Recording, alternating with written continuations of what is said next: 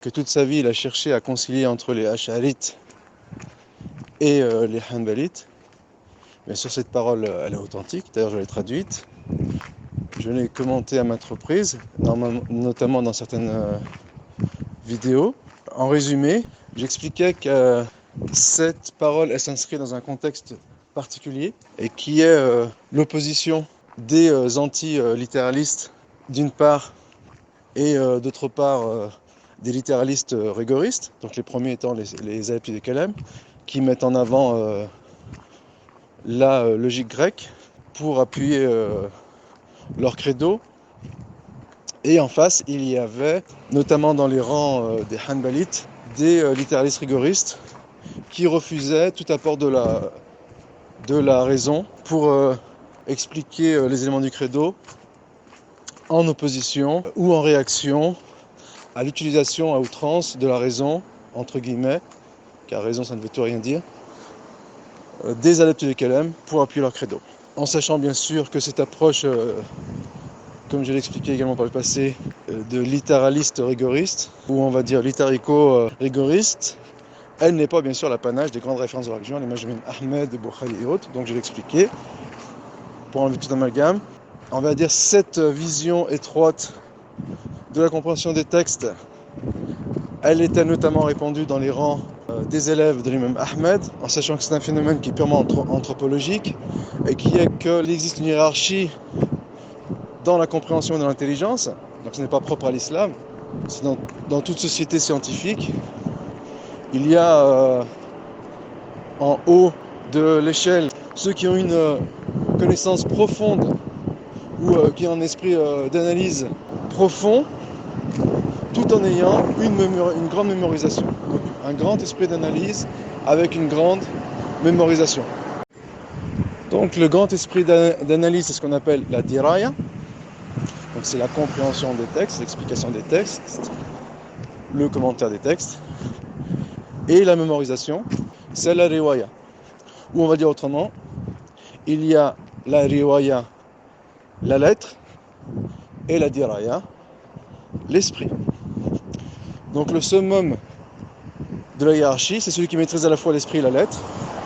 Ensuite, en dessous, il y a ceux qui maîtrisent la lettre, mais qui manquent de facultés peut-être intellectuelles, peut-être on va dire culturelles, en ce qui concerne l'esprit.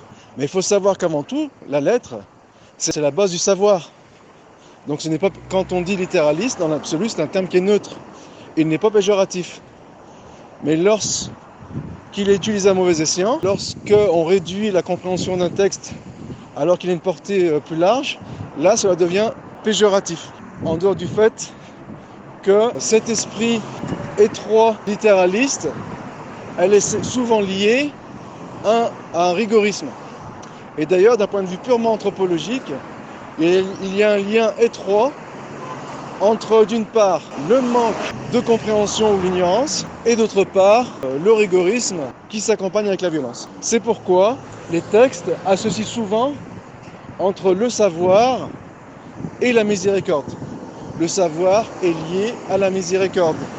Et à l'inverse, l'ignorance, elle est liée à la violence et à la radicalisation.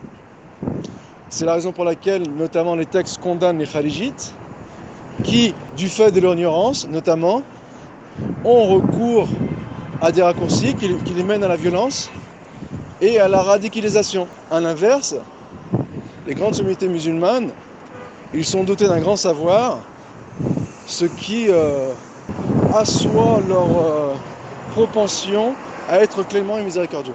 Donc la clémence, elle est liée au savoir, et l'étroitesse d'esprit, elle engendre le chauvinisme, l'agressivité, la radicalisation et le rigorisme.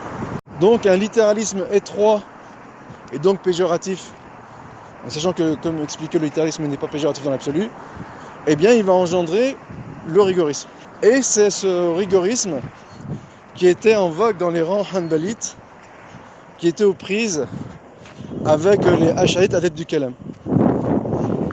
Et par exemple, comme l'explique Ibn Taymiyyah, rahimahullah, les littéralistes rigoristes dans les rangs hanbalites, ils refusaient d'établir la véracité de la prophétie avec la raison ou en dehors des textes. À l'inverse, ou en réaction, les adeptes du Kalam, les scolastiques, les théologiens du Kalam, les adeptes de la théologie spéculative, ils ont réfuté ces littéralistes rigoristes en se moquant d'eux, bien sûr, en les prenant de haut, hein, qui se sont désarriérés. Et à l'inverse, ils ont établi le credo que seule la raison est à même d'établir la prophétie. Donc Ibn Taymiyyah renvoie les deux groupes dos à dos et dit que la vérité toujours elle est au milieu et qu'un grand travers méthodologique consiste à se suffire de la vérité que l'on a en main et de renier la vérité qui est chez l'autre. Alors que l'objectivité réclame, d'en plus de reconnaître sa propre vérité, bon, ce qui est un réflexe normal, c'est de reconnaître la vérité qui est chez l'autre. Et que souvent la vérité parcellaire, ou elle est relative, ou elle envisage sous un angle, et sous un autre angle on l'envisage autrement. C'est d'ailleurs la raison pour laquelle, lorsque Ibn Taymiyyah dit que la vérité elle est une et indivisible, et d'ailleurs on lui a reproché, on lui a attribué l'idée qu'il était un sophiste, c'est que souvent la vérité on l'appréhende de façon relative, et qu'elle n'est ni avec les uns ni avec les autres, et que sous un angle, ce sont les premiers qui ont raison, sous un autre angle, ce sont les seconds qui ont raison. Mais les premiers n'ont pas le droit de renier la part de vérité qui est chez l'autre, comme les seconds n'ont pas le droit de renier la part de vérité qui sont chez les premiers. Ainsi, lorsque les Hanbalites, littéralistes rigoristes, ils avaient la main mise, ou ils avaient l'incendant, notamment auprès des autorités en place, avec à la capitale Bagdad, eh bien, ils malmenaient violemment les Ash'arites. Donc cela explique peut-être pourquoi éventuellement des mesures coercitives, elles n'ont pas toujours un impact positif. Elles peuvent être éventuellement parfois contre-productives. Eh bien, ces Hanbalites rigoristes, à défaut, étant donné qu'ils maîtrisaient la lettre et non l'esprit, ils n'avaient pas les moyens intellectuels, ou en tout cas, ils ne se donnaient pas les moyens intellectuels de réfuter les Ash'arites qui établissaient le credo selon la logique grecque et ce qu'ils appellent la raison, avec un grand R. À l'inverse, éventuellement, en réaction, ils affectaient ou ils établissaient le credo avec un littéralisme à outrance qui flirtait parfois, et là le sujet est sensible, avec l'anthropomorphisme. En quelque sorte, chacun des deux groupes donnait de l'eau au moulin, alors qu'encore une fois la vérité est au milieu. Et les Hanbalites avaient un discours extrêmement violent envers les Ash'arites, notamment avec cette séparation ou cette rupture qui a été causée avec la cabale de Qushayri, comme expliqué par le passé. Et donc, les uns incriminaient les autres. Bien sûr, ils se taxaient mutuellement d'anathème. Et les Hanbalites disaient que les Ash'arites, notamment ceux qui vivaient à Bagdad, ils s'affiliaient hypocritement à l'imam Ahmed. Et ils ont soupçonné Ibn Kullab d'être un infiltré juif. Ce que bien sûr Ibn Taymiyyah il récuse, il remet en cause, ou en tout cas il critique. Il y a notamment Ibn Asakir qui a écrit son livre en vue de défendre, à cause de ces dissensions, l'honneur de Abul Hassan al-Ash'ari. Son fameux livre Tibyan Takdhib al-Muftara. J'ai plus le titre en tête, Musta'an. Et donc, Ibn Taymiyyah accorde énormément de crédit à ce livre, bien que l'auteur a un ascendant ash'arite, donc il n'est pas entièrement objectif, mais c'était pour redorer l'honneur de Abul Hassan al-Ash'ari, qui avait été malmené lors du conflit qui opposait les rigoristes littéralistes aux adeptes de la théologie spéculative. Et quand Ibn Taymiyyah dit que la vérité, elle est au milieu, il nous offre une méthodologie en disant que il n'y a pas corrélation entre l'erreur et la condamnation de son auteur. On peut être l'auteur d'une erreur sans forcément être condamnable, étant donné qu'il offre des circonstances atténuantes à l'auteur de l'erreur. Donc il les cite, il en cite 10. qui ont été repris même par des descendants de la méthode d'Arwa. Donc c'est paradoxal pour ce qui est de la question du Had Biljel, mais bon, ça c'est une petite parenthèse. Eh bien, Ibn Taymiyyah, il dit que le milieu, il dit que la voie médiane, elle est entre le rigorisme à outrance et le laxisme à outrance, c'est-à-dire entre le rigorisme et le laxisme. Le rigorisme qui à la fois condamne l'auteur de l'erreur, qui condamne à la fois l'erreur et l'auteur de l'erreur, et le laxisme qui, eux, ils cautionnent l'erreur pour valider, pour légitimer leur auteur. Et au milieu, Ibn Taymiyyah a dit qu'on peut condamner l'erreur tout en gardant à son auteur les vertus qu'il mérite. Et bien sûr, cette méthodologie du milieu s'inscrit entre deux extrêmes, notamment du côté des rigoristes. Il y a les Mu'tazilites et les Kharijites qui sortent les auteurs des gros péchés de l'islam pour ce qui est des Kharijites et qui les placent entre deux statuts pour ce qui est des Mu'tazilites et ainsi de suite. Et donc Ibn Taymiyyah a tenu à rétablir la vérité en ce qui concerne Abul Hasan al-Ash'ari, ce qui fait de lui un modéré contre toute attente. Ibn Taymiyyah est modéré et lui-même Ibn Taymiyyah, il a lutté contre le rigorisme littéraliste en appelant à une compréhension des textes larges qui est d'utiliser les deux éléments qui constituent la preuve légale, qu'est les textes scripturaires et la raison saine. Donc là, encore une fois, il coupe la part en deux.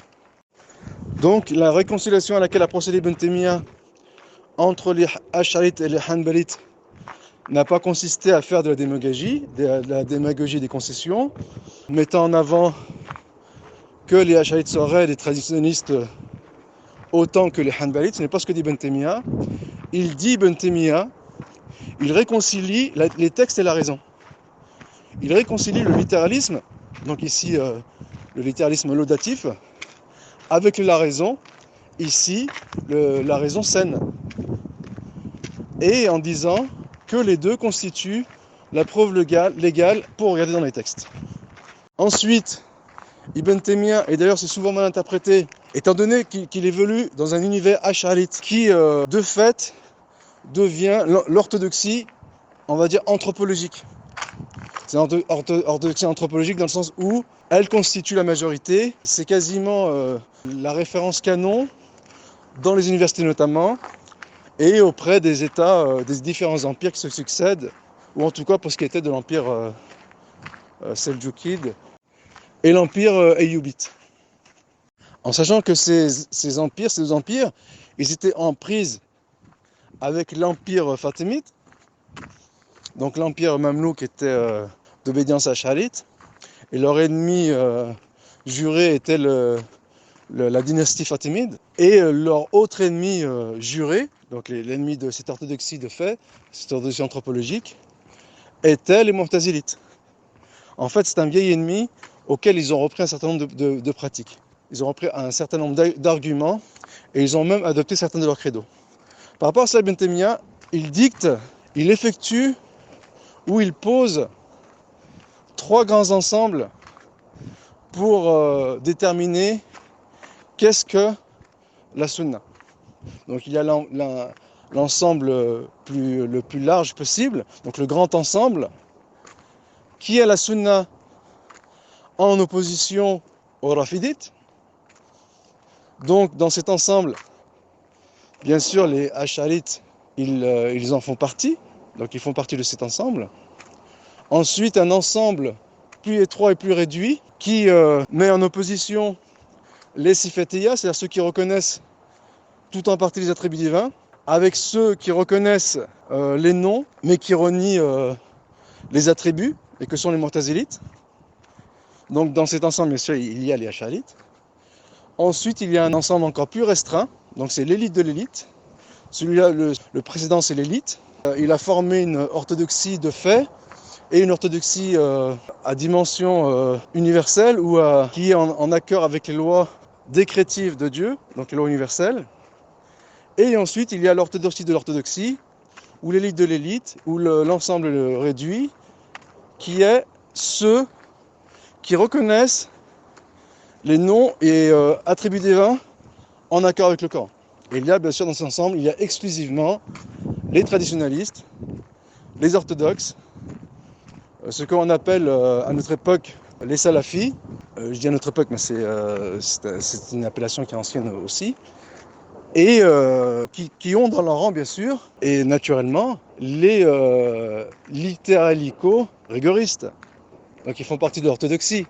Et donc, cette orthodoxie, quand même elle ne représentait pas le nombre, c'est une orthodoxie qui est en phase avec les lois prescriptives de Dieu et qui sont les lois textuelles. Voilà pour la découpe et voilà pour comprendre en quelques mots, même si malheureusement il a fallu s'étendre un quelque peu, l'expression d'Ibn Taymiyyah disant qu'il réconcilie entre l'ash'arisme et le hanbalisme. Nous pourrions refaire la même analyse contextualisante des propos d'Ibn Taymiyyah qui en apparence louent ou jettent les louanges au soufisme. Nous pourrions replacer également ces paroles dans leur contexte historique. Et d'ailleurs, ce que je projette de faire depuis très longtemps, et peut-être qu'à l'occasion, si Dieu nous prête vie, eh bien, nous ferons cette même expérience. Wallahu ta'ala alam.